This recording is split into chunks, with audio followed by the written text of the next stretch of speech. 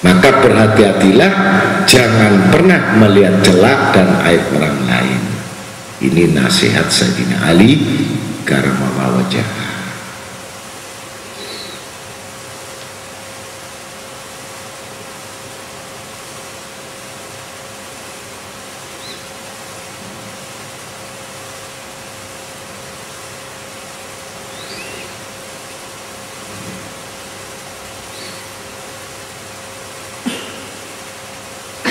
Maka yang dikhawatirkan menyampaikan sesuatu yang demikian itu bisa terjadi terpeleset di dalam dosa-dosa. Menurut Imam Malik radhiyallahu an yang mengisyaratkan, mereka mendakwakan bahwa yang demikian tidak disyaratkan terpelihara dari dosa-dosa kecil. Karena ada bahasa yang dibumbui ya. Jadi perkataan ini ada bahasa yang dibumbui semakin supaya tambah lezat. Nah, ini dosa-dosa tambah, sehingga boleh bagi pemakai sutra seperti melarang dari berbuat zina, minum khamar. Maka kami mengajukan pertanyaan, bolehkah meminum khamar itu memerangi orang kafir dan ditugaskan kepada mereka untuk melarang kekufuran? Jikalau mereka itu menjawab tidak, maka mereka telah mengoyak-ngoyakkan ijma.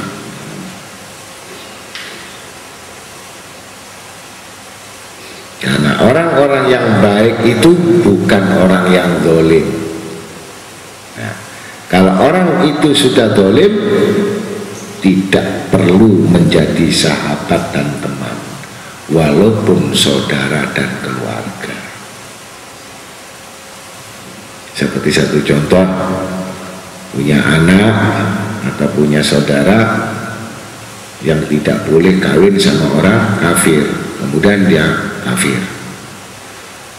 Kalau kamu masih bergaul dan tetap menyetujui dengan kekafirannya, walaupun kamu haji 10 kali, kamu golongan kafir juga, karena menyetujui dengan yang dilarang Allah.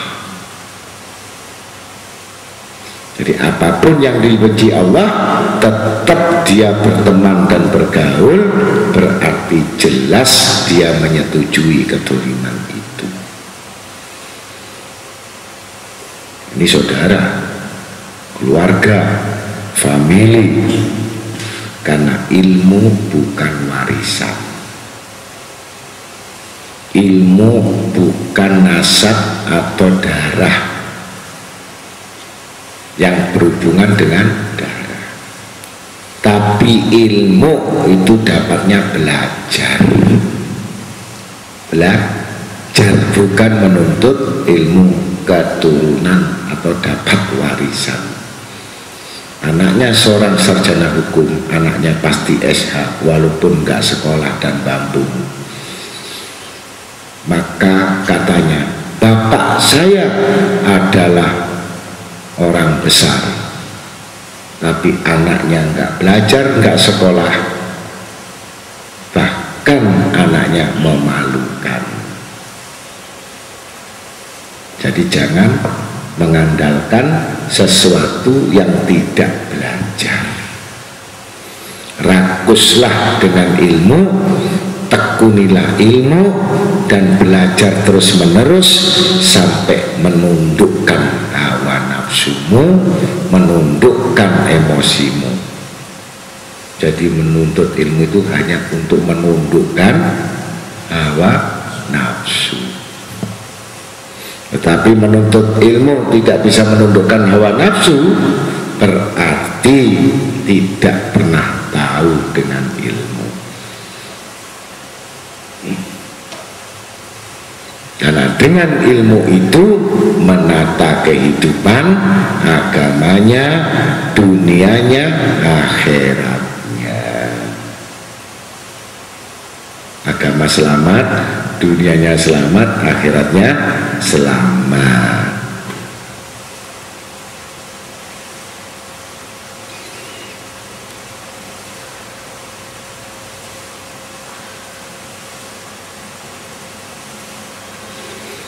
Maka tahu orang-orang yang sudah mengerjakan amar ma'ruf itu harus mempunyai syarat akhlak yang mulia,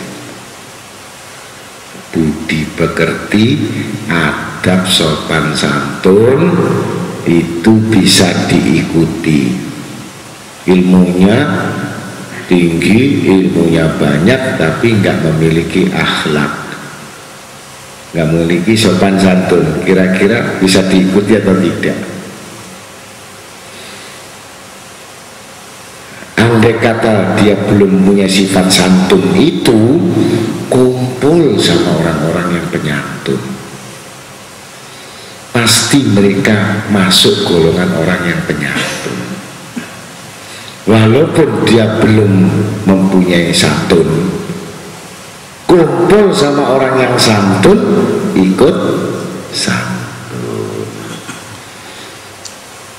Ini santun nggak punya, ya, tapi kumpulannya golongan orang-orang yang dolim, makin dolim.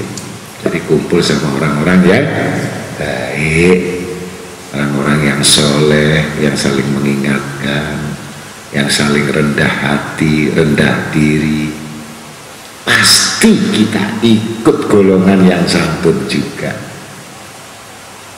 Ya, kumpul sama orang-orang yang pemalu, ya, jangan kumpul sama orang yang malu-maluin. Ada kumpul ini sama orang yang bikin malu sama pemalu. Nah, kalau pemalu mau ngomong takut, mau melihat maksiat takut, mau bohong takut, karena malu.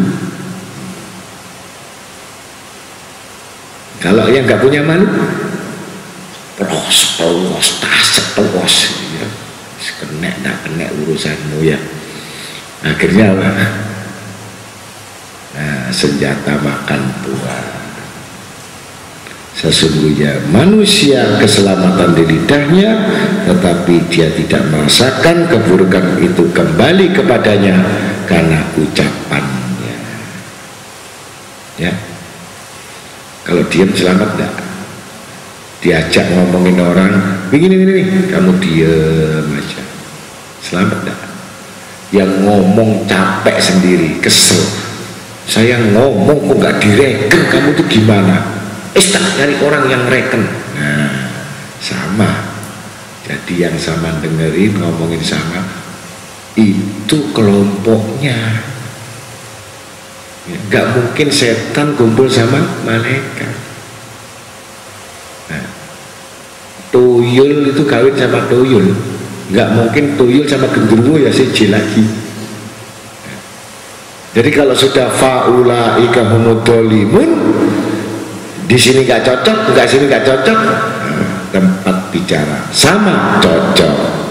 Subhanallah, Allah Ta'ala bikin kelompok ini cocok, ya. Yang diam kumpul sama yang diam, yang berzikir kumpul sama yang berzikir, ya. Yang seneng duit kumpul sama yang seneng duit. Jadi kumpul. Yang seneng masak kumpul sama yang masak. Gak mungkin orang masak itu kumpul sama pulpen. Nah, jadi kumpulannya itu sudah merupakan Quran, jelas Allah menghimpun manusia itu sesuai dengan amal perbuatan mereka.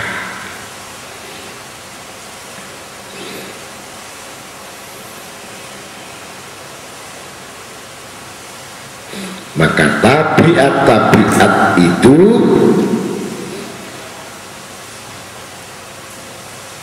adalah memiliki dua perkara. Yang pertama, ia meninggalkan yang lebih penting dan berbuat yang penting. Nah, ini tabiat yang menentangnya ini.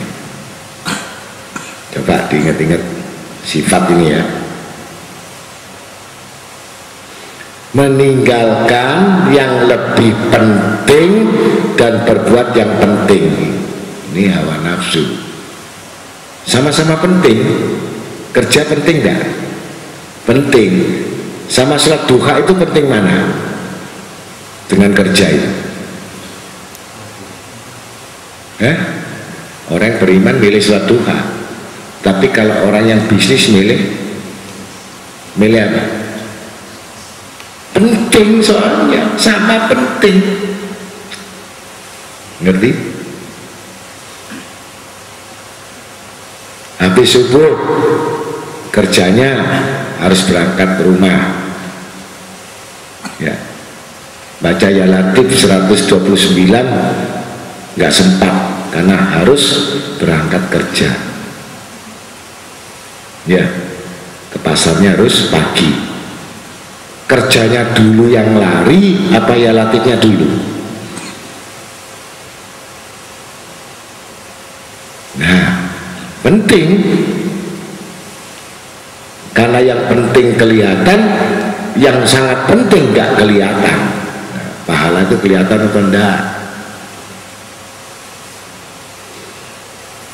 Ya dong. Misalkan kamu satu hari gaji dikasih 100.000 ya, dikasih 100.000, penting. Terus pada satu saat juragan ini nggak punya uang, ini gajimu satu hari saya ganti kitab tahlil, mau nggak? Penting itu. Milih mana? Tetap ngotot UMR, milih 100.000. Nah, di sini makanya mukanya gosong-gosong itu disebabkan ya tidak menginginkan tahlil Allah ya kan? Nah begitu. Jadi mudah-mudahan kalau ada kamu digaji tahlil, daripada 100.000 milih tahlil apa milih 100.000?